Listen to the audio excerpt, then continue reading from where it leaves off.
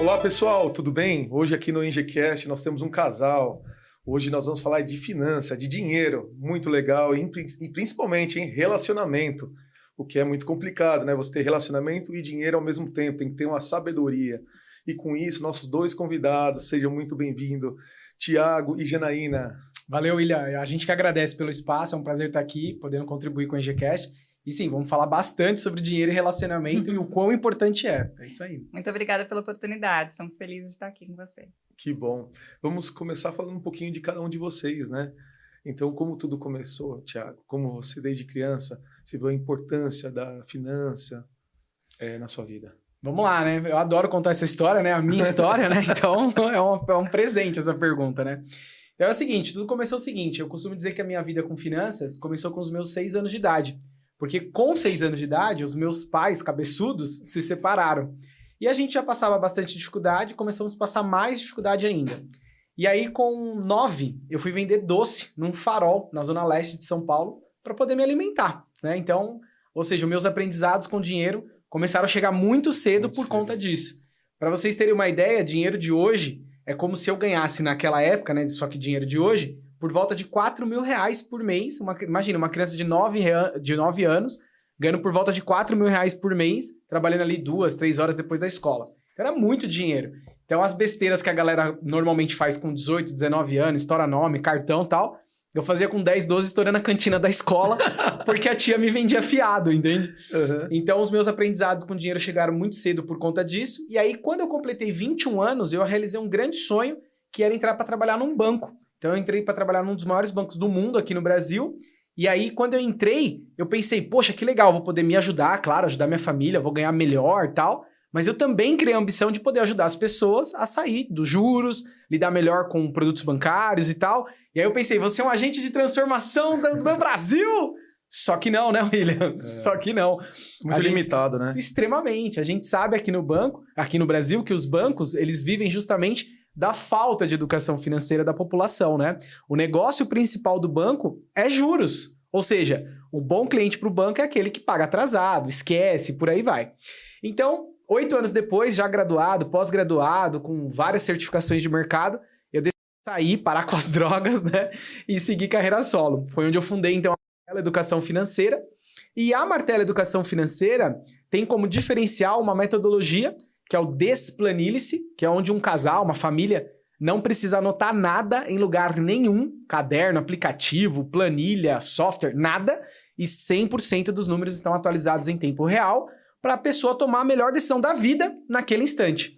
Eu documentei essa metodologia no meu primeiro livro, que leva o nome, né, de Desplanilhe-se, e foi por conta dessa metodologia que eu e meu sócio nós fomos parar no Shark Tank Brasil em 2021, e onde nós tivemos então 2 grandes tubarões lá brigando por nós, né? Então massageou o ego, né? E com certeza deu uma boa visibilidade para a empresa. E é isso, então, resumidamente, né? É uma vida inteira, né? São quase 20 anos aí na área de finanças, podendo contribuir cada vez mais para as pessoas lidar melhor com esse trocinho chamado dinheiro. Maravilha. E você, Janaína? Bom, William, eu também tenho mais de 20 anos, né, dedicados à educação financeira. Eu sou jornalista de formação e eu acabei caindo nessa área financeira meio que por acaso, porque eu estava procurando estágio no 3º ano da faculdade e aí eu fui parar na Bloomberg Television. Né, eu já tinha estudado bastante tempo inglês, eles precisavam de alguém lá para poder, né, traduzir, fazer ali as notas para a TV e tal. Eu acabei passando nesse teste e aí comecei lá. E aí de lá foi uma longa trajetória, né? Fui para a agência Dinheiro Vivo depois, fui para o Ibope Inteligência, trabalhei no Nubank, trabalhei em várias fintechs, fui articulista do Dinheirama, hoje eu escrevo para o Instituto de Longevidade do Grupo Mongeral Egon, onde a gente fala muito sobre longevidade financeira. Também tive minha empresa, empreendi durante 6 anos, tive uma agência de comunicação, então aprendi bastante sobre empreendedorismo e finanças na prática. E eu adoro falar sobre educação financeira também, mas eu acabei caindo, assim, para um lado também mais do campo comportamental. Então, eu também acabei me tornando terapeuta sistêmica, hoje eu estudo neurociência, desenvolvimento humano, psicologia econômica, essas coisas todas. Então, a gente meio que se complementa, né, nessa nossa trajetória. É isso mesmo, porque afinal de contas, falar sobre dinheiro é uma soma, assim, de ações e decisões e racionais, questão matemática mesmo, juros, mas também tem tudo a ver com essa parte comportamental. E o porquê que toma essas ações, o porquê que tem essas vontades, desejos e por aí vai. Quem consegue se controlar, nem quem não consegue se controlar, né? E hoje vocês trabalham juntos, né? Não, na verdade, assim, a gente é da mesma área. Sim. Mas eu tenho a Martelo Educação Financeira e ela presta serviço para algumas empresas. Em conjunto, a gente decidiu escrever essa obra. Que é um livro. Para falar de finanças e outras ferramentas para casais, né? Me explica um pouco mais esse livro, como é que é essa novidade? Vamos lá, quer começar você? Pode ser. A gente decidiu fazer esse livro, assim, considerando a nossa trajetória, né? Então, assim, o fato da gente lidar muito com dinheiro, falar muito com as pessoas, entender o que vem acontecendo, as dificuldades, os desafios, e também por conta do nosso relacionamento, né? Nós estamos juntos há 5 anos e aí a gente via na prática que existiam alguns desafios, alguns ajustes que precisavam ser feitos. No nosso caso, a gente brinca que normalmente não é sobre dinheiro, porque os dois têm, né, a educação financeira e por mais que a gente não concorde 100% com tudo, a gente consegue ajustar os pontos, né, chegar num equilíbrio. Mas a gente percebia que precisava haver alguns ajustes em outras áreas, né? Então, a gente resolveu colocar tudo isso no papel, né? Porque a gente considera que algumas áreas do relacionamento, elas precisam estar bem para que a área financeira também esteja, porque a área financeira acaba sendo um reflexo de outras áreas. Porque acaba ocasionando até uma ruptura de um casamento, né? Sim, é o segundo maior motivo de divórcio no Brasil é justamente a questão financeira, né? Então, ou seja, se realmente um casal não estiver alinhado, estiver indo para a mesma direção, com metas claras, né, e entre os dois, realmente pode ser um divisor mesmo, pode fazer com que o casal vá cada um para um lado, né? E como é que vocês explicam para ter essa junção, essa associação de um casal para seguir em frente tudo essa parte econômica? Bom, primeiramente assim, vamos acolher, né, quem tá assistindo a gente claro. Aí, né, dizer o seguinte, cara, se você tá assistindo a gente pensa, pô, cara, eu não manjo nada, é uma desgrameira, eu e meu parceiro, minha parceira, a gente vive brigando. Então a primeira coisa é dizer assim, cara, calma, bota a bola no chão, tá tudo bem, porque afinal de contas aqui no Brasil, né, gata, em nenhum lugar a gente aprendeu a ter educação financeira. Sim. Então não é uma deficiência sua, é uma deficiência estrutural do país. Agora, a questão é, se você está assistindo esse podcast, se você já leu algum livro sobre finanças, enfim, se já estudou alguma coisa sobre isso, a pergunta é, tá, agora eu já entendi que é um problema estrutural, e o que eu vou fazer com isso? Então tem gente que decide engavetar, falar, que se dane, já que é um problema estrutural mesmo, então dane-se. Agora tem gente que pega todo esse conteúdo e fala, não, então pera lá, então minha vida pode ser diferente, minha vida pode ser melhor, eu vou construir uma vida melhor a partir desse conhecimento que eu tô tendo, né? E o intuito, inclusive, desse podcast, da gente ter vindo aqui, aceitado o seu convite, William, é poder contribuir mais um tijolinho para essa construção. Uhum. Eu acho que é importante a gente dizer também que, além de todas as questões assim, de falta de educação financeira, que realmente o brasileiro não tem, né? Até pouco tempo atrás, assim, era o gerente do banco, né? A única pessoa que poderia ali dar algum direcionamento, né? Mas a questão também, além de aprender sobre dinheiro, é aprender sobre outras questões, né, do relacionamento que possam ali ajudar na questão financeira. Então, a gente fala muito, assim, que a base é a comunicação. Porque ele atende muitos casais, né, e ele percebe que muitas vezes um não sabe quanto o outro ganha, né. Eu também, na minha trajetória, já ouvi muitas histórias, né. Então, um não tem ideia, às vezes, do que acontece com a vida financeira do outro, mesmo morando sob o mesmo teto. Então, isso aí, como é que você consegue ter um propósito comum, né, conquistar muitas coisas, sonhos, etc. Como é que um pode ajudar o outro se existe esse buraco ali na comunicação, né? Então, assim, o livro, o Din-Din Entre Nós, né, que a gente está lançando, tem como objetivo unir as duas pontas. Então, a gente fala dessas questões, então, assim, como que você pode melhorar a comunicação, conhecer melhor o seu parceiro, se conhecer melhor, etc., para que a comunicação sobre o dinheiro, ela se torne mais fácil, mais fluida. E a partir daí você consegue construir um objetivo comum. O livro chama Din-Din Entre Nós. Isso, isso aí, Olha, e como é que surgiu esse nome? Então, na verdade, surgiu o seguinte, ela já tinha um canal, né, um Insta, que chama justamente Din-Din, né? Janaína Din-Din. E aí, quando a gente começou a namorar, a gente fez uma série de vídeos inicialmente, são 4 vídeos, que tá disponível no YouTube, é só colocar aí Din-Din Entre Nós que você vai achar. Isso faz 4 anos, né? Quase 5 anos. E aí foi uma ideia dela. Falou assim: eu já falo sobre uma visão de Din-Din, né? Sobre uma marca Din-Din. Então vamos colocar din-din entre nós, né? Já que agora é um casal, né? Sim, que bacana. Então foi essa a lógica.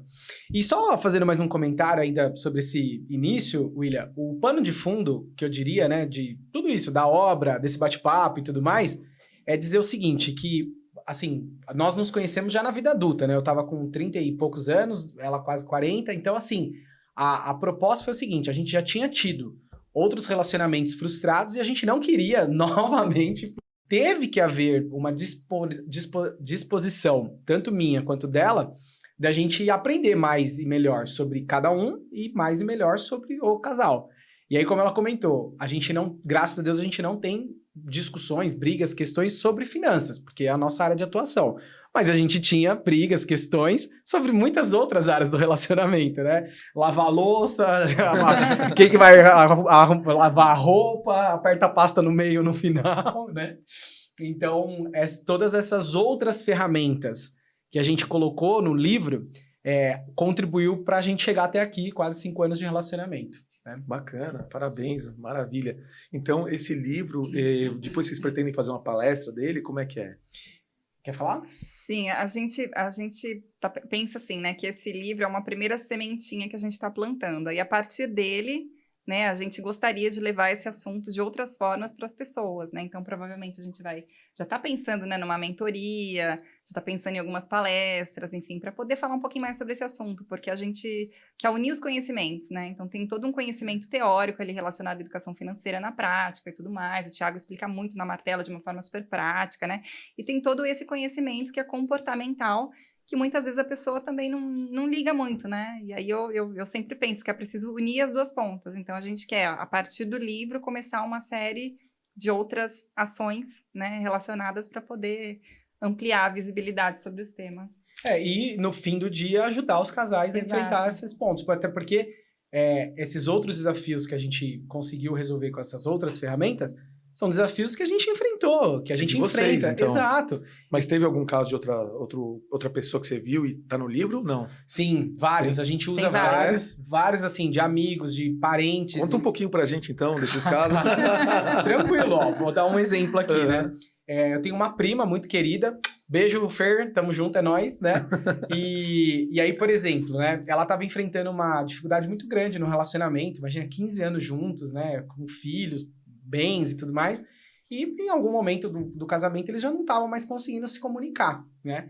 E aí eles estavam tendo muitas brigas e tudo mais. E aí, totalmente despretensiosamente, a gente começou a falar com eles, assim, despretensioso mesmo, tava num churrasco, a intenção não foi atendê-los, né? A intenção foi dividir um pouco o que a gente estava construindo, o din-din entre nós, né? E aí a gente comentou sobre as 5 linguagens do amor, por exemplo, que é uma das ferramentas que a gente cita. E eles olharam assim e falaram, cara, eu não faço ideia do que é isso. Como assim? 5 linguagens do amor? Aí a gente começou a explicar, né? Então, dando um spoiler aqui, né? Uma mini explicação, né? Então, um pastor, um reverendo, ele criou, né, um livro que fala sobre as 5 linguagens do amor. A lógica é, todo mundo ama e se sente amado pelas 5 lógicas, mas tem uma que é sempre predominante. Então, as 5 formas de amar, segundo, então, o autor, são... Primeiro, toque físico. Então, já viu aquele relacionamento que sempre tem um chicletinho que gosta de ficar pegando toda hora e tudo mais? Então, esse aí, com certeza, essa pessoa é uma característica de uma pessoa que ama e se sente amada através de toque físico. Outro tipo de linguagem de amor, palavras de afirmação. Sabe aquela pessoa, né, enfim, um cônjuge, né, que fica assim, cara... Vamos pra cima, vai dar certo, eu acredito em você, você também tem que acreditar, vamos junto e tudo mais. Então, muito provavelmente essa pessoa, por essa característica, deve amar e se sentir amada através de palavras de afirmação. Outra, presentes, né? Então, tem pessoas que adoram ganhar presente, tem pessoas que presenteiam, e não necessariamente presentes caros, tá? Às vezes o presente, às vezes é um detalhe. Por exemplo, minha esposa, quando às vezes eu vou sair para jogar tênis, né, lá no clube da cidade, quando eu volto tem um bilhetinho na minha mesa escrito, você é lindo, te amo e tal. É um presente, alegrou meu dia, né? Então, só para colocar em pontos aqui que não é só jantares caros e presentes, né, e joias, né? Não é isso, tá? Beleza, depois disso, né? Atos de serviço Então, sabe aquela pessoa, né, no seu relacionamento que tá sempre cuidando, por exemplo, vira o carro na garagem pra esposa que não quer ficar lá fazendo manobras, ou pega o carro para lavar, ou a esposa que vai lá, passa a camisa bonitinho para deixar pro marido.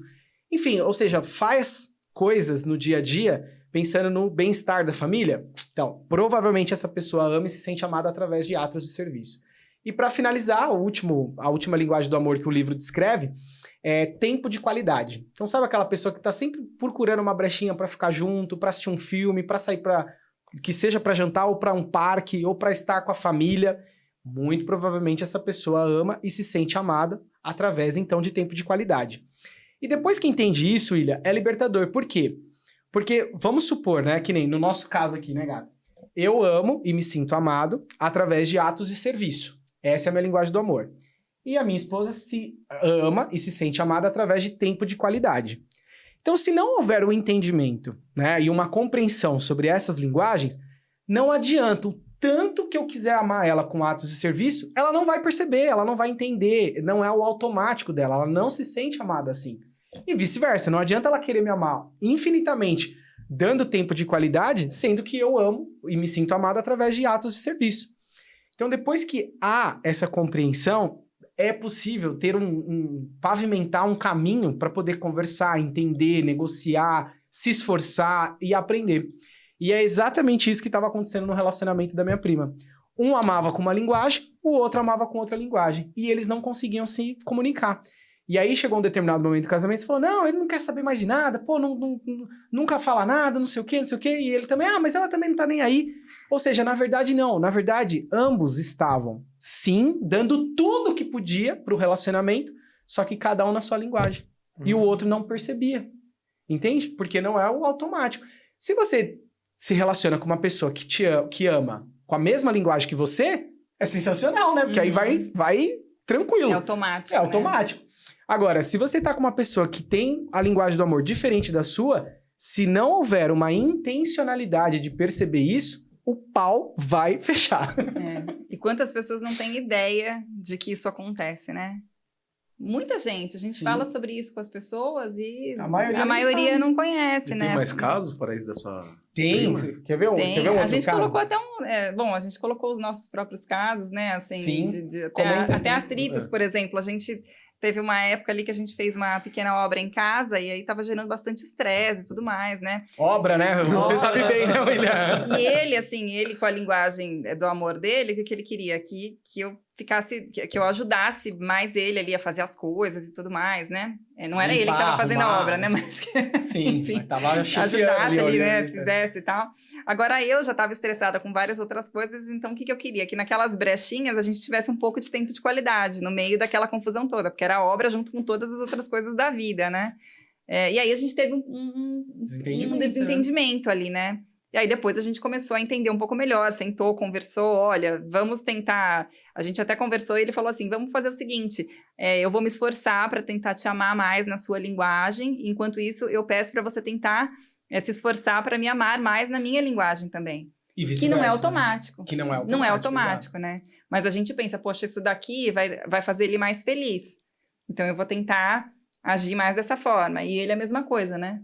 Porque dizem, né, não sei exatamente quem que falou isso, mas que quando você casa com alguém, o seu objetivo é fazer a outra pessoa feliz. Verdade, né? Porque quando você tenta fazer outra pessoa feliz, automaticamente ela também vai tentar te fazer feliz. E aí o casamento fica harmônico, né? Então você tentar entender mais como você funciona e como o outro funciona, para que você possa mudar um pouquinho suas atitudes a partir dali. Melhorar, né? Que obra, eu acho que vem gente de fora, tá dentro da sua casa, aquela perturbação, você tira aquela paz, aquele sossego, aquela liberdade de você tem dentro da sua casa. Sim, total. Fora sujeira, gasto. Cronograma, né? Tem o tal do jaque, né? Jaque tá fazendo isso aqui, já faz aquilo ali, aí vira. Então, realmente foi um período conturbado que a gente teve que se apoiar mais ainda, né, nas linguagens do amor, pra gente entender o que estava acontecendo. É de suma importância, então, ler esse livro para entender isso. Quem não conhece, né? Como já salvou muita gente, que nem a sua prima, né? E assim, a pessoa acaba compreendendo um pouco melhor, né? E conhecendo um pouco mais até a outra pessoa que está do lado. O ponto central é exatamente esse, William. É assim, ó, no nosso livro, o Din-Din Entre Nós, a gente, óbvio, se apoiou nessas ferramentas, como as 5 linguagens do amor, mas não é da nossa autoria, né? Então, por exemplo, A ideia é, no nosso livro a gente faz um apanhadão dessas ferramentas, a gente vai ter oportunidade de falar das outras aqui já já, e aí a gente faz um apanhadão e claro que a gente sempre leva para o nosso assunto que é dinheiro, né? Ou seja, como isso deságua no dinheiro de uma maneira saudável. Legal. Agora, vamos supor que a pessoa olha, por exemplo, para 5 linguagens do amor e fala, cara, isso aqui é sensacional, eu preciso aprofundar, eu preciso entender mais e melhor sobre isso. Legal. Aí vai procurar, então, a obra específica, né, sobre o assunto, né? Então, é um livro aí que pode passar, assim, uma visão geral sobre essas ferramentas, mas querendo e podendo aprofundar, aí vai atrás da obra específica. E quais são as outras ferramentas que tem também no livro? Bora. Antes de falar, deixa eu só comentar mais uma coisinha aqui com relação às linguagens do amor, né? Uhum. No livro, que a gente procurou fazer também, foi falar sobre a questão do dinheiro relacionado a essas linguagens. Então, por exemplo, uma pessoa que tem como linguagem presentes, ganhar presentes. Não necessariamente você precisa ser milionário para fazer outra feliz e ficar dando um monte de dinheiro. Então, assim, a gente sugere uma série de ações, de coisas que podem ser colocadas em prática para que a pessoa possa agradar o outro, mas gastando menos. Então, a gente procurou ter esse olhar também relacionado às finanças, no caso. Né? Olhar clínico, dependendo da posição que a pessoa tem, né? Isso, exato. Tem que contextualizar, né? Então, assim, não é porque, por exemplo, a gente tá falando de presentes, mas pode ser outro, por exemplo, tempo de qualidade. Então o tempo de qualidade vai ser sempre em Paris, em Nova York? Não, pô, tempo de qualidade às vezes é no sofá de Netflix. Né? Então é esse o ponto, assim, é contextualizar o que rola no relacionamento, qual é a linguagem do amor, mas claro, contextualizar com a sua realidade, com o seu momento de vida, com o que é possível ser feito. Por isso a importância da comunicação. Maravilha. Me fala mais das ferramentas. Claro, vamos começar com comunicação então, já que então vamos nessa. Então fala aí, ela tem uma abordagem interessante sobre isso, vai lá. Assim, a gente escreveu esse livro tomando por base que a questão da comunicação é fundamental em qualquer casamento, né, em qualquer relacionamento, na verdade, porque quando eu não consigo me comunicar bem com o outro, muitas vezes eu não consigo dizer aquilo que é o que eu gostaria, não consigo que o outro entenda aquilo que eu gostaria, sabe? Então, assim, eu tenho que tomar muito cuidado com a forma como eu estou dizendo algo para o outro, porque a comunicação, ela é uma via de mão dupla, né? Então, assim, eu muitas vezes estou dizendo uma coisa, mas a forma como o outro entende pode ser diferente daquilo que eu estou dizendo. Então, eu tenho que garantir que a comunicação ali esteja adequada para que o objetivo se cumpra, né? E o objetivo, no caso, é você conseguir resolver aquela situação, aquele problema, porque senão você só vai colocar mais lenha na fogueira, né? Que muitas vezes é o que acontece. Então, a gente fala muito sobre o poder da comunicação não violenta. No livro. Que é uma das ferramentas. Que é uma das ferramentas. O curso que você teve, é isso? Isso, o nome da ferramenta é CNV, foi traduzido assim no Brasil, né? CNV, Comunicação Não Violenta, escrito por Marshall, e é um livro, best-seller, assim, vendeu milhões no mundo, e aí eu fiz o mesmo curso 2 vezes sobre essa ferramenta. E aí os desdobramentos... Então, porque assim, nós, até falando um pouquinho de temperamentos agora, né? Nós temos temperamentos bastante diferentes. A forma de comunicar do Thiago, ela sempre foi um pouco mais direta, ele é bastante direto, ele é bastante enfático, assim, né? Ele pensou, ele falou, e é uma coisa que já vem, assim, a família dele é assim.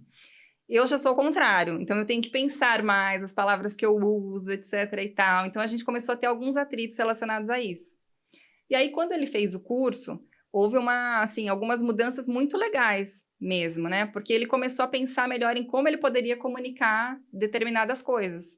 Porque aí chegaria melhor em mim também para que a gente conseguisse alguns resultados melhores, né? Então, assim, além de ter que comunicar, porque muitas vezes a gente não fala aquilo que a gente está pensando, a gente tem que saber como comunicar, para que chegue o outro da maneira mais correta, né? E sobre o ter que comunicar, a gente até estava falando sobre um vídeo que a gente viu, né? Que eu acho que é bonito colocar aqui, né, para quem está assistindo, que é a história de um casal que se separou depois de muitos anos de casamento.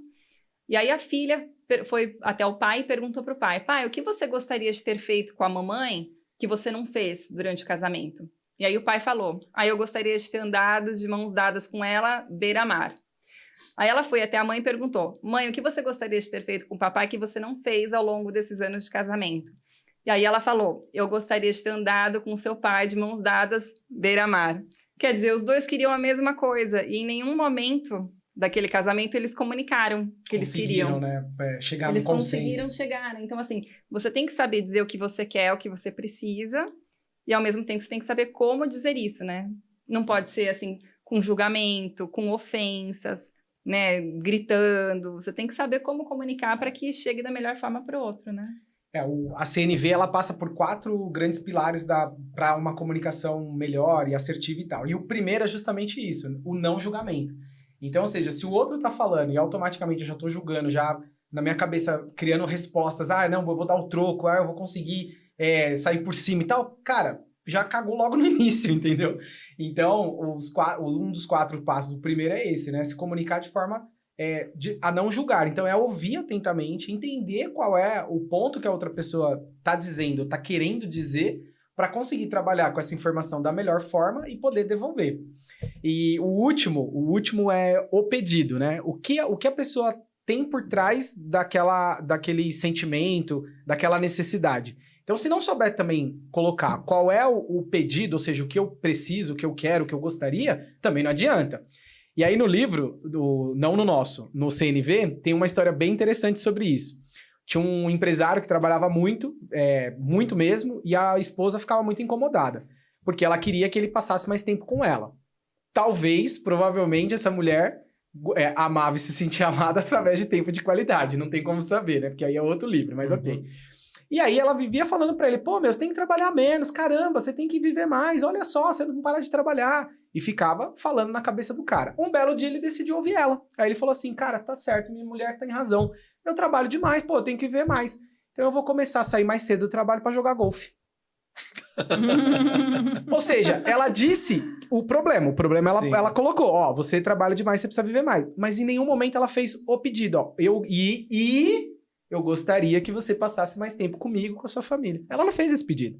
Então, assim, em outras palavras, o que eu tô tentando dizer aqui, e que o livro coloca isso também muito bem, o óbvio precisa ser dito. Não é à toa que até hoje, na caixa de ovo, tá escrito ovo. Porque não é óbvio. Pode não ser óbvio para algumas pessoas. Então, partir do pressuposto que o meu parceiro sabe o que eu tô sentindo, partir do pressuposto que o meu parceiro tem que entender o que eu quero, cara, não, aí tá tudo errado, né? Já ouviu aquela expressão? É muito comum isso em casais mais velhos, né? Aquela expressão assim, não, se você não sabe por que eu tô bravo, não sou eu que vou te contar. Ué, se não é você que vai me contar, quem que vai me contar então? Como que a gente vai resolver isso, né? Adivinhar, né? O pessoal falar isso. Entende? Então a CNV é uma excelente forma de jogar luz pra, sim, tem que comunicar, e não é só, é pra comunicar? Então senta aqui. Não, também não é assim. Então é comunicar, mas é comunicar com uma intenção clara de resolver, de construir, de aprimorar, de zelar por essa relação. Bacana. Que aprendizado, então, hein? 2 pontos que a gente poderia ressaltar, então. A pessoa tem que dizer aquilo que ela deseja, né? Como o Thiago acabou de falar. E a outra pessoa tem que ter uma escuta ativa. Porque o que tem acontecido muito nos dias de hoje é que as pessoas não se escutam mais. Então, assim, eu escuto você, mas já pensando em rebater. Eu não escuto você para entender exatamente o que você está sentindo, né? Para acolher, né? Então tem que ter esse tempo de escuta ativa, porque se eu não tiver, ainda mais hoje que a gente tem distrações por todos os lados, é tela, eu tô falando com ele, olhando no celular e tudo mais, né? Não, escuta ativa. Então, assim, ele tá tentando dizer o que ele deseja da melhor maneira possível, né? E eu estou tentando escutar da melhor maneira possível também. E aí que a gente consegue entrar num consenso e ter um resultado favorável, né? E tem essa parte também do celular, porque eu acho que hoje em dia influencia bastante, né? O pessoal fica bastante no celular e não dá atenção para outra pessoa. Para outra pessoa. Lá em casa é um desafio, né? Assim, para mim, em especial, né? Porque eu tenho a minha empresa, tenho minha vida pessoal, então eu tenho 2 números, 2 celulares, 2 WhatsApp, 2 Instas, 2 tudo, né? Tudo dobrado. Então, para mim, tá sendo um desafio, né? Então, eu tenho tentado. Às vezes eu não consigo, e tá tudo bem, né? Eu não atingi a perfeição, não atingi o nirvana, mas eu tenho tentado algumas coisas para facilitar a minha rotina e entender que isso não é bom para mim. Então, por exemplo, eu tenho tentado fazer o seguinte, cara, o meu celular não sai da minha mesa de trabalho. Então, na hora que eu tô na minha mesa, né, me alimentando, ou se eu tô no sofá assistindo um programa com ela, alguma coisa assim, eu procuro tentar não trazer o celular junto. Porque Se traz, não tem jeito. O vício é muito grande, né? Agora, se o celular está distante, favorece, facilita, né? Para não pegar, né? Então, nem sempre eu consigo, mas é uma regra que eu coloquei para mim para tentar sair um pouco do celular, ficar um pouco menos vidrado no que está acontecendo, chefiando meu time, vendo o que cada um está fazendo, o que a minha equipe de marketing está aprontando. Então, assim, é uma necessidade o tempo todo, né, de estar no controle, de entender um pouco do meu temperamento, né, que inclusive é uma das ferramentas, a gente pode falar sobre isso. Então, já vamos tocar nessa Então, vamos falar isso, né? Então, assim, uma das características do meu temperamento, né, que são 4 temperamentos possíveis. Todo mundo tem todos, mas tem um também predominante. O meu é o colérico. O colérico, que é um dos tipos de temperamento, ele tem essa necessidade por controle, ele precisa estar à frente de tudo, ele precisa saber o que está acontecendo e tal. Então, isso deságua ali no celular para ficar o tempo todo vendo o que está todo mundo fazendo. Então, tenho tentado me melhorar adotando essa estratégia. Cara, vou sair da minha mesa de trabalho, meu celular fica lá, senão, aí lascou. Mas falando dos temperamentos, e você? Eu queria só colocar um ponto antes relacionado a celular, né? Porque hoje em dia, assim, estamos todos viciados, né? Isso é um fato. Em tela, né? Eu tenho estudado bastante neurociência, então, assim, eu vejo como isso é complicado e como é difícil, como precisa de disciplina para sair realmente disso. Então, se você não faz algumas coisas, como ele disse que tá fazendo, né? De deixar o celular e tudo mais, a chance de você não conseguir sair daquilo, ficar ali o tempo inteiro tela, né? Um zumbi mesmo é grande. Então, assim, as relações humanas estão ficando cada vez mais enxutas ali, difíceis, né? Porque a gente não tem mais tempo um para o outro, escuta um para o outro, e ao mesmo tempo as telas estão tomando lugar. Então, uma das coisas que a gente fala também é a questão de meditação, né? Sim. Que a gente faz bastante e tal. E daqui a pouco a gente fala um pouquinho mais. E agora, entrando sobre temperamentos, enquanto o dele é o colérico, o meu é o fleumático. São temperamentos opostos. Então, assim, né? Só para dar um exemplo... Só para comentar o seguinte, são 4 no total, que é o colérico, o dela que é o fleumático, o sanguíneo e o melancólico, tá? Então são esses 4. Todo mundo tem um pouco dos 4, mas um predominante. Então o meu é o colérico, o dela é o fleumático. É o fleumático, e aí? Os que predominam na gente, né? Então, por exemplo, enquanto o colérico, a gente tá no meio de uma discussão ali, alguma coisa assim. Uhum. Ele já quer resolver, ele fala tudo na hora, ele, né, enfim... Isso antes da CNV, claro. Antes da CNV, né? Ela tá falando de um colérico, assim, geral, não de mim, ok? Mas vamos lá. Como diz uma amiga nossa, delicado como um coice de mula, né? Que ela também exatamente. A gente faz carinho dando coice, exato. Então, ele quer ali, na hora, a resposta e tal. Eu, como fleumática, eu preciso pensar, eu preciso refletir. Então, você imagina uma pessoa que tá ali querendo a discussão e a outra muda porque ela não quer falar nada na hora. Ela quer pensar a respeito para depois poder falar. Sobre aquilo. Né? Então, antes da gente entender um pouco melhor o temperamento um do outro, aquilo era um problema, porque dá a impressão que é uma provocação. Poxa, você não quer resolver, você não quer, né? Depois, não, a gente começou a entender que ele funciona dessa forma, então realmente ele vai falar ali o que apareceu, né, na hora. E eu vou precisar de um tempo. Então, muitas vezes eu vou dizer, não vou falar sobre isso agora, preciso de um tempo para refletir, daqui a pouco eu falo. São aquelas famosas frases assim, pô, eu tô falando tudo isso e você não vai falar nada?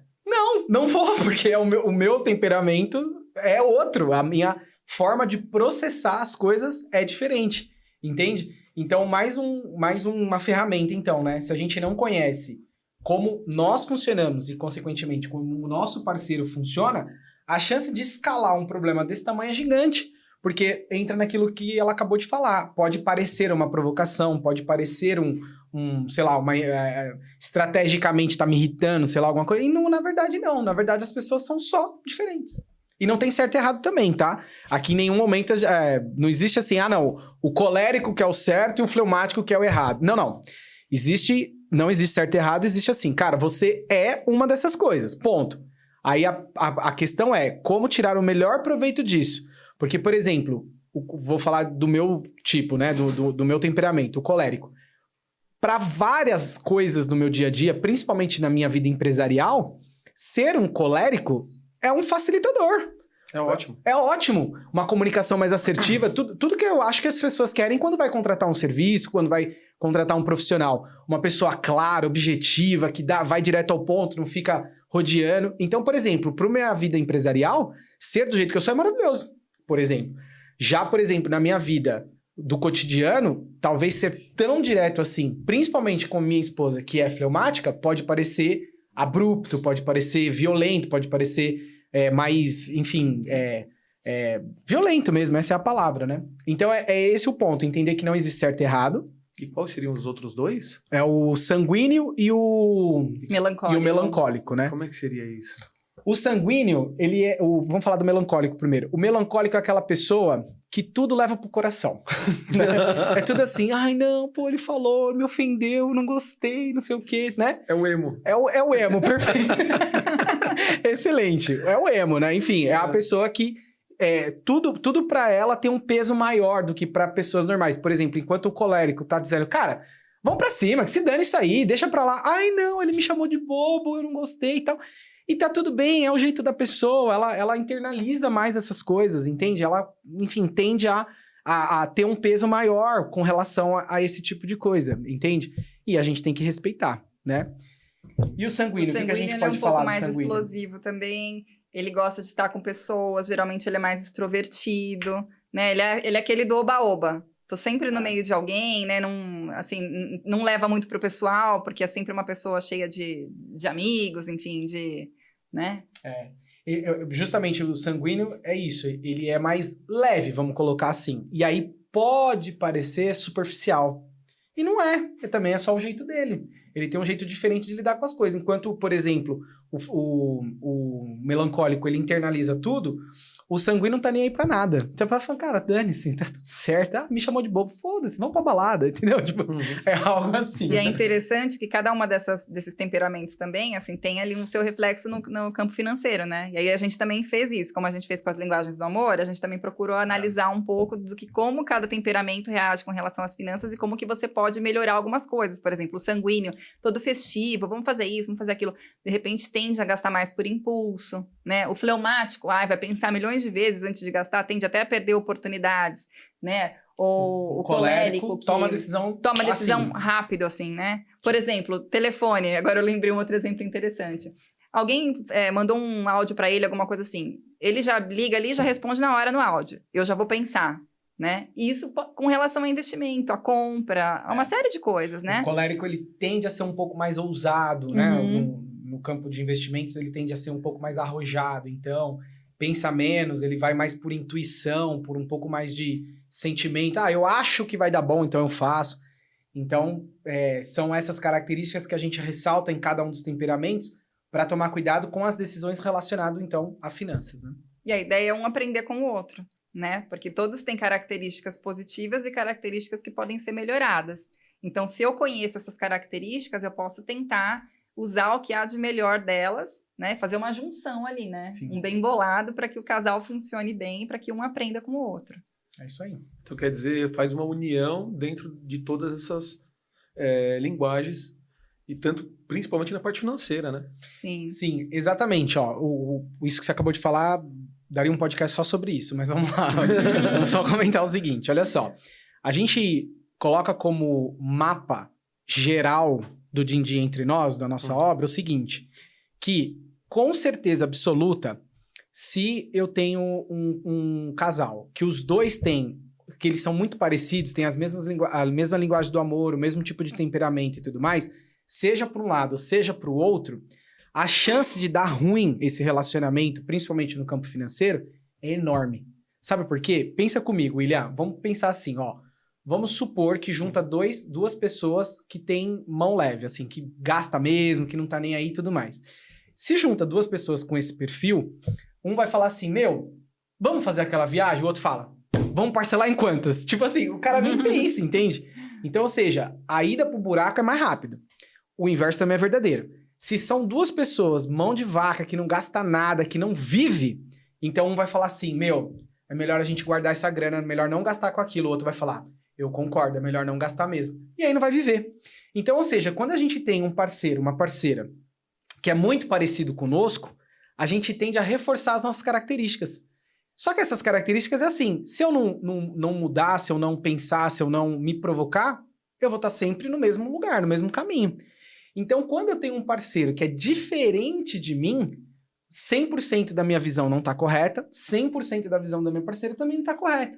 Então é mais fácil encontrar o caminho do meio. Porque ela vai me provocar a pensar, a agir de formas que eu sozinho não conseguiria e vice-versa. Então é mais ou menos um cabo de guerra, só que no bom sentido, para encontrar o meio do caminho. Porque do contrário, se são duas pessoas iguais, elas vão para os extremos. Então muitas pessoas, né, eu atendo muitos casais e muitas pessoas tendem a achar isso. Pô, se o meu parceiro fosse parecido comigo, minha vida seria melhor. Não, cara, sua vida seria muito pior. Sabe por quê? Porque a pessoa ia reforçar toda a lambança que você faria no dia a dia. E vice-versa, entende? Então, a gente entende, e a gente colocou isso no livro, que pessoas complementares é o ideal. Porque aí vai tirar a gente da zona de conforto, vai fazer a gente pensar diferente e tudo mais, entendeu? Eu acredito que depois da Covid, o pessoal guardava muito dinheiro. Daí, como o pessoal começou a morrer do nada, pegou a Covid, já no dia seguinte estava morto. Ou passar alguns dias, morria. E quer dizer, não viveu a vida. Então, isso que você está falando tem muito sentido. Então, quer dizer, tudo que a pessoa guardou durante todo o ano não pôde aproveitar no final da vida. Ou ficou esperando a aposentadoria, depois morreu de câncer ou de um Covid. Então, isso tem muito sentido, fazer esse agregar, né? De um consenso que você pode trabalhar, ter seu dinheiro, aproveitar, viajar, passear e também ter os seus bens e de uma forma consciente, né? É isso, é o caminho do meio, perfeito, assim, é ter esse equilíbrio. As pessoas, de modo geral, assim, que só guarda dinheiro, guarda, ela tem um problema. Beira, inclusive, a um diagnóstico, né? Que é o avarento, que não gasta dinheiro pra nada. Tipo assim, o cara tá andando com um sapato furado e não troca o sapato. Então é um problema. Do outro lado, que infelizmente é a maioria esmagadora da população brasileira, é o cara que só gasta. Ele gasta o dele, gasta do banco, gasta do pai, da esposa, do filho, gasta todo mundo, estoura o nome dele, estoura o nome do filho. Esse cara também tem um problema, nítido e claro. Então, o ponto aqui, o desafio é esse, é encontrar um equilíbrio. Como tudo na vida, né? É encontrar um equilíbrio. Então, não estar em nenhum dos dois extremos, porque ambos extremos é ruim. Entendi. E vamos falar um pouco também sobre infidelidade financeira. Como é que funciona isso? Infidelidade financeira é quando a gente fala de traição, mas no âmbito financeiro, né? Então, por exemplo, eu conheci um caso de uma pessoa, por exemplo, que ela tinha muitas dívidas e ela escondia do marido. Mas não apenas isso, ela fazia empréstimos no nome do marido sem que ele soubesse. Então, isso é um caso de infidelidade financeira, né? Você também conhece... Vou dar outro caso. Por exemplo, eu estou atendendo atualmente, né, uma mulher na minha mentoria, né, na minha consultoria de investimentos, que a história dela é a seguinte, ela é divorciada porque o cara tinha trabalhado muitos anos numa mesa de investimentos de um banco e quando ele foi mandado embora, ele começou a operar por conta própria. Ele não só perdeu todo o dinheiro que ele tinha ali à mão, como ele perdeu também o dinheiro de um apartamento que os dois tinham trabalhado juntos a vida inteira para comprar. E ele não falou para ela também. Quando ela descobriu isso, assim, ela se sentiu literalmente traída, né? Não foi uma traição sexual, mas foi uma traição talvez até pior, né? Imagina você construir um patrimônio anos e mais anos, depois perder sem nem fazer parte da tomada de decisão e tudo mais. E aí o casamento acabou, né? Então é isso, é esconder o dinheiro, é mentir, não... Por exemplo, também, né? Já conheci mulheres, por exemplo, que falam assim, não, eu vou na loja, compro 10 pares de sapato, coloco no porta-mala do carro e vou trazendo um por um pra dentro de casa, assim, devagarzinho pro meu marido não notar, né? Já tem, por exemplo, já conheci vários maridos que tinham um problema com jogo. Eu atendi uma mulher uma vez em prantos porque ela descobriu que o marido tinha um vício de jogo, ela não sabia, e o cara já estava endividado em 100 mil reais com jogos que ele jogava. Então é isso, é fazer coisas com dinheiro escondido do parceiro. E aí quebra toda a lógica do casamento, né? Que é uma união, é os dois jogar no mesmo time, ir para a mesma direção, ir para o mesmo lugar. Se começa a fazer cada um uma coisa, pensar de jeito diferente e esconder isso do outro, é o começo do fim, né? E muitas vezes você causa danos irreparáveis, né? Às vezes até piores mesmo do que uma traição sexual, né? Sim. Porque imagina, você tem um patrimônio ali em comum e uma das pessoas vai e faz o que quer com o patrimônio sem que a outra esteja nem sabendo. Aí de um dia para o outro você perde tudo, você, às vezes não tem nem onde morar, né? Enfim, você acaba destruindo a vida familiar. Não necessariamente vai dar tempo de reconstruir, né? Enfim, então a infidelidade financeira, infelizmente, como eu falei, é o segundo maior motivo de divórcio hoje no Brasil. Só perdendo para a infidelidade sexual. E tem mais algumas outras ferramentas no livro, fora essas? Tem, você vai ter que falar agora sobre a constelação familiar. A gente fala de constelação familiar também, né? Constelação familiar, assim, eu gosto de dizer o seguinte, né? Eu comecei cedo a minha carreira cobrindo educação financeira, investimentos, comecei cobrindo bolsa de valores, depois fui para um monte de, né, passei por várias empresas, fui colunista do Dinheirama, etc. Só que eu ainda percebia muitas travas relacionadas à questão financeira. E essas travas vinham muito, assim, de questões familiares que eu tinha também. E aí eu fui atrás, eu fazia terapia, eu sempre gostei muito dessa parte de autoconhecimento, né? Então, fiz terapias e tal. E aí eu fui parar na constelação familiar. Fiz uma mentoria de constelação familiar para entender os princípios e tudo mais. E a constelação familiar, a terapia sistêmica, ela é uma terapia, considerada uma terapia breve, que ela leva em consideração tudo que vem dos nossos ancestrais e que se reflete até hoje na nossa vida. Então, assim, são coisas, por exemplo, os meus pais, eles não conseguiram progredir financeiramente. Então, eu, de forma inconsciente, não me permito progredir também demais, porque senão eu vou me sentir à parte, eu não vou me sentir pertencente àquele núcleo familiar. Então, tem uma série de ordens, né, que são estabelecidas ali, e que a gente coloca no livro, assim, que é muito legal. Eu gosto muito disso. Eu acho que todo mundo deveria entender um pouquinho isso, porque se aplicado na vida, pode fazer uma grande diferença. Não só para dinheiro, mas para todas as ordens, né? De forma resumida, assim, o Bert Hellinger, que foi quem criou, né, a constelação familiar, quem organizou, digamos assim, ele viveu muitos anos com as tribos Zulu na África, e lá ele percebia que eles, apesar de serem poligâmicos, eles tinham uma vida muito mais tranquila, assim, eles não brigavam, assim, eles conseguiam resolver melhor as coisas, e aí ele percebeu que tinha algumas ordens ali. Então, né, assim, por exemplo, a ordem de que todos pertencem, então todo mundo que está dentro de uma família, ela pertence, todo mundo que está dentro do grupo pertence, eu não posso excluir aquela pessoa, né? Existe uma hierarquia. Então, por exemplo, o pai, a mãe é considerado grande na constelação familiar. O filho é considerado pequeno. Quantos exemplos a gente vê, por exemplo, de que falta o pai ou falta a mãe na família, e aí um dos filhos vai lá e supre, e tenta suprir o papel do pai ou o papel da mãe, e muitas vezes acaba causando, assim, uma confusão no sistema. Então, assim, o propósito é organizar o sistema para que todos possam evoluir, possam melhorar, né? Porque em todas as famílias a gente acaba encontrando uma série de desordens, né? E aí você seguindo essas ordens, esses princípios aí da terapia sistêmica, as coisas tendem a funcionar melhor. Então, a gente coloca isso no livro e dá uma série de exemplos também, né? É isso aí.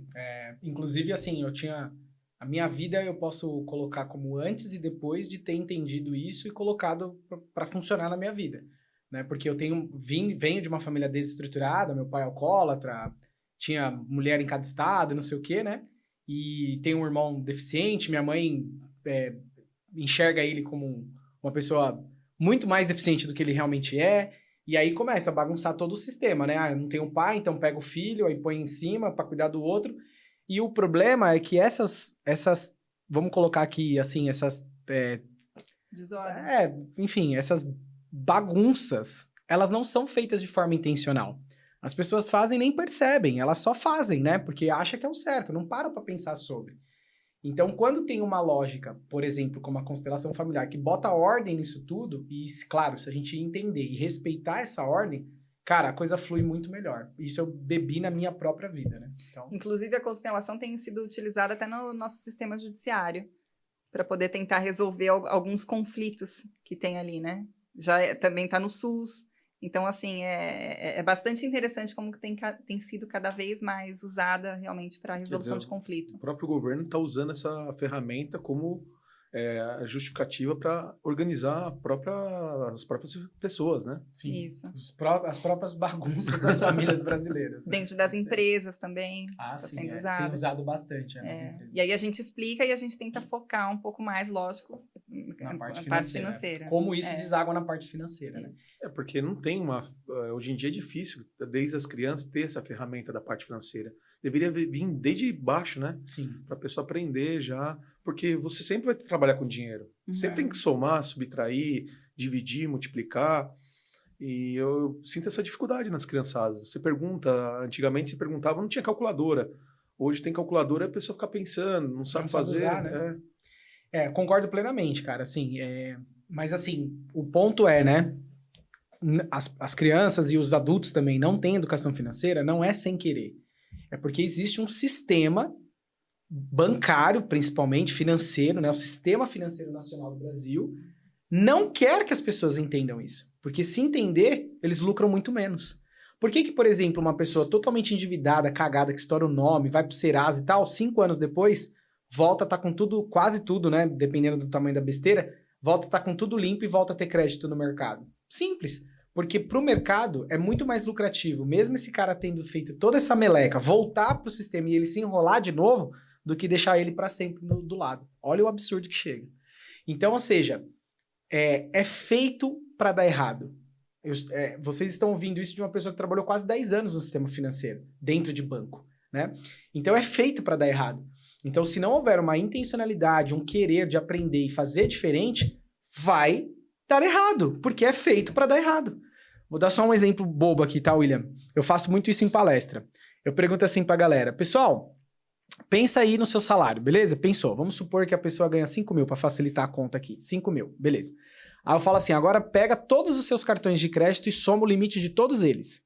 Vamos supor que deu 50 mil. Aí eu falo, quantas vezes o seu salário cabe dentro do seu limite? Ou quantas vezes o seu limite é o seu salário? A pergunta é a mesma, né? 10 vezes. William, como fazer isso dar certo? Como? Onde pode fazer isso dar certo? Como que eu posso ter uma ferramenta que me possibilita gastar 10 vezes o que eu ganho por mês? Não é óbvio que vai dar merda? Não é óbvio que vai dar errado? Sem educação financeira. Sem educação financeira, então, entende? Então, ou seja, é feito para dar errado. Então, realmente, tem que haver uma intenção do indivíduo falar, não, pera, não precisa ser assim. Pode ser diferente. E aí, cara, levanta a mão, pede ajuda, vai estudar, vai entender, vai se conhecer melhor através ler o livro, através dessas ferramentas e tudo mais. E se for em conjunto, então, com o parceiro, melhor ainda. E contrata também a Martela. Com certeza, por favor. Manda mensagem lá, vamos conversar, isso aí. Que bom. E o que mais? Tem outra ferramenta fora essa? Até aproveitando o seu gancho que você falou das crianças, né, que usam a calculadora, não sabem mais calcular e tudo mais. E assim, do ponto de vista cerebral, com a questão de inteligência artificial, telas e tudo mais, o negócio só tende a ficar pior. Então, assim, é muito importante que a gente comece a prestar mais atenção a isso, sabe? Porque a gente realmente, assim, estamos virando zumbis, né? Assim, se o que o sistema quer do ponto de vista financeiro é esse, agora mais ainda, né? Com tudo isso.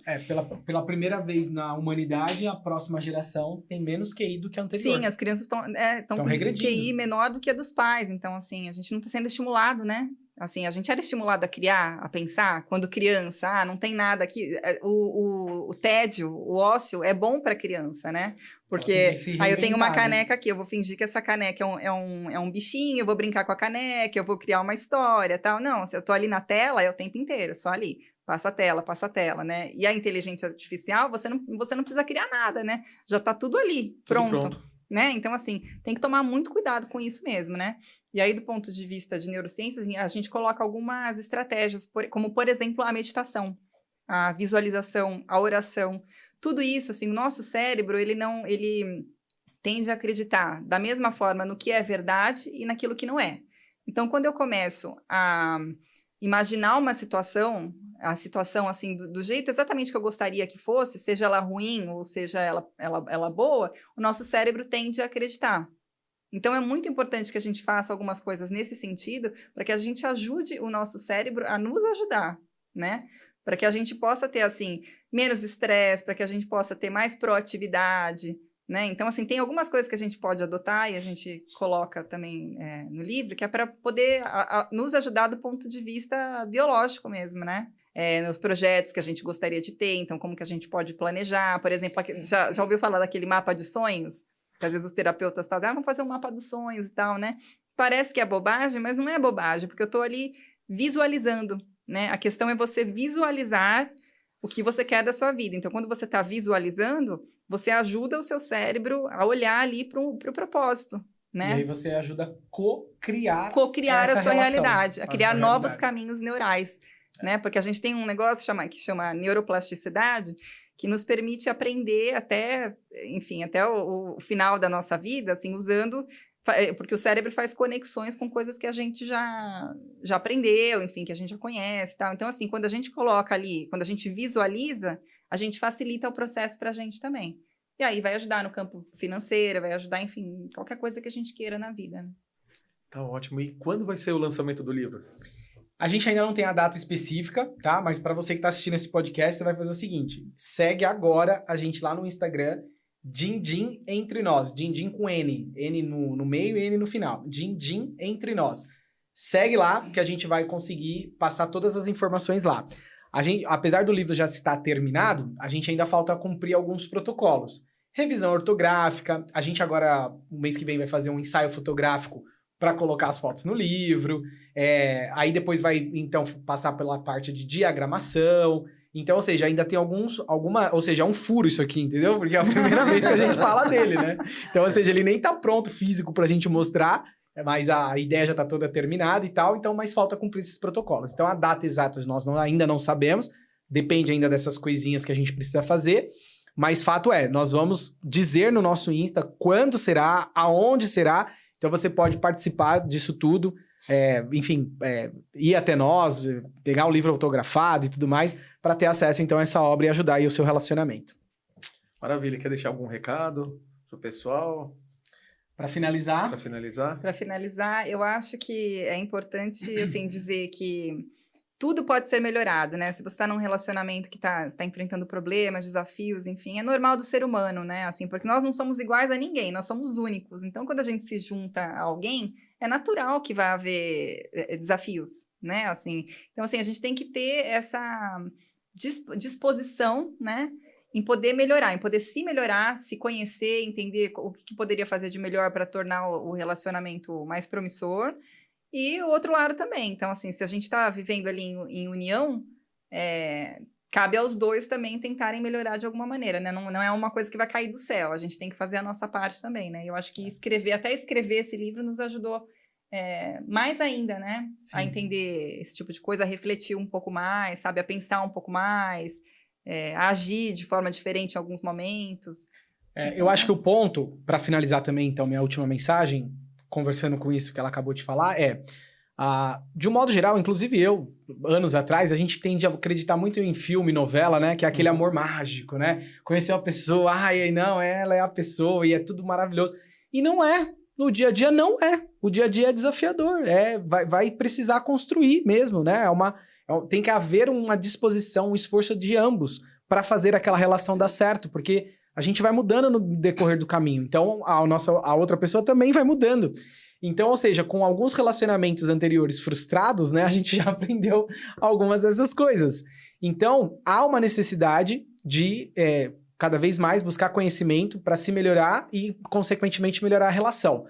Thiago, então você está falando isso, então seu relacionamento é perfeito agora. Então vocês atingiram a plenitude. Não! É isso que a gente está tentando dizer. A gente continua tendo problemas, a gente continua tendo alguns desafios no nosso relacionamento. Qual é a diferença? Que agora, ao invés de entrar pro ego, briga, só atacar um ao outro, não. Quando a gente tem algum desentendimento, a gente foca em querer resolver.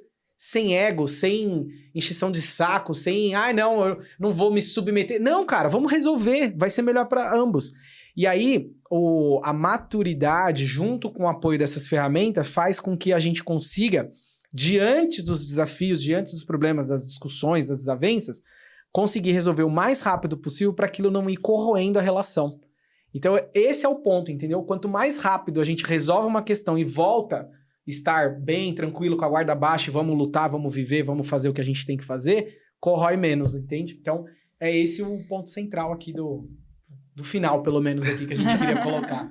A gente se torna mais consciente, né? É isso. Porque, de uma maneira geral, a gente tende a viver de forma muito inconsciente. Só no né? automático. Você vai fazendo, né? Você não se preocupa em pensar o porquê que você está fazendo aquilo. E a partir do momento que você se torna mais consciente, tudo fica mais tranquilo, né? Pra sua vida e pra vida do casal. E é exatamente isso que difere seres humanos de animais, né? A gente pode exatamente. Pensar a respeito. Racional. Então, ou seja, se a pessoa não pensa, ela tá agindo, só reagindo como um animal. Então a gente precisa parar e pensar sobre o que está sendo dito, falado, entendido, né? Isso que difere a gente, né? Bom, quero agradecer a presença de você, Thiago, Janaína, muito obrigado por ter vindo. Quero agradecer ao estúdio WCast aqui em Mogi pelo acolhimento aqui da gente e que vocês tenham gostado, aprendizado, foi muito importante isso. Eu acho que vai ajudar muito brasileiro, muita gente que está precisando, passando por isso. E espero que vocês gostem, dê like, nos coraçãozinho, né, e tudo mais. Segue, compartilha. Segue, compartilha. É isso. Tá bom, pessoal? Tudo de bom. Valeu. Até Valeu, mais. obrigada. Tchau, tchau. Valeu.